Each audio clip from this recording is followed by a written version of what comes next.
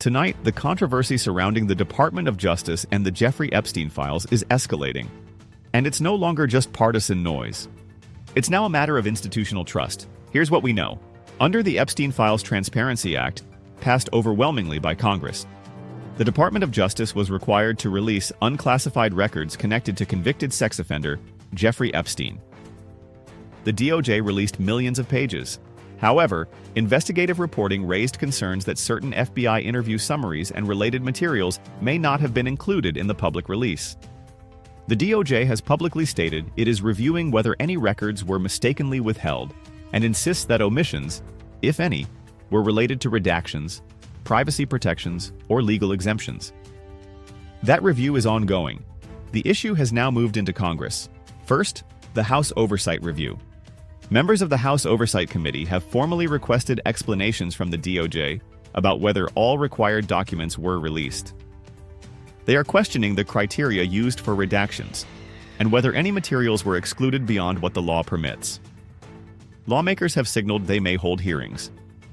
The House Judiciary Committee is also reviewing the DOJ's compliance with the Transparency Act and examining whether procedural failures occurred. At this stage, requests for documents and briefings have been issued.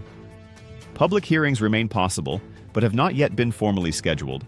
The Department of Justice says it is conducting an internal compliance review. If any records were mistakenly withheld, officials say they will be published. No criminal charges have been announced in connection to the document release process, and no confirmed court findings currently state that the DOJ engaged in illegal concealment. Here are the anticipated next steps based on congressional procedure. Closed-door briefings between DOJ officials and committee leadership. Possible subpoenas if lawmakers believe cooperation is insufficient, and potential public hearings if discrepancies are confirmed.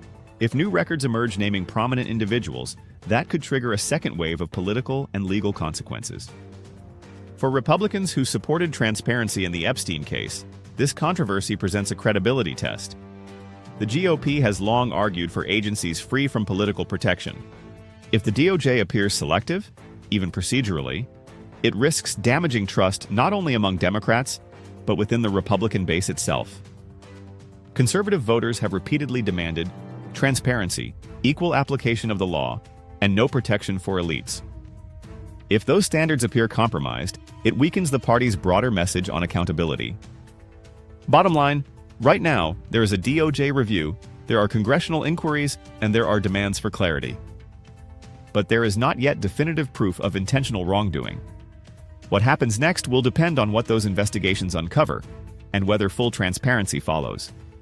Because in a case as explosive as Epstein's, public confidence hinges not on political loyalty, but on complete disclosure.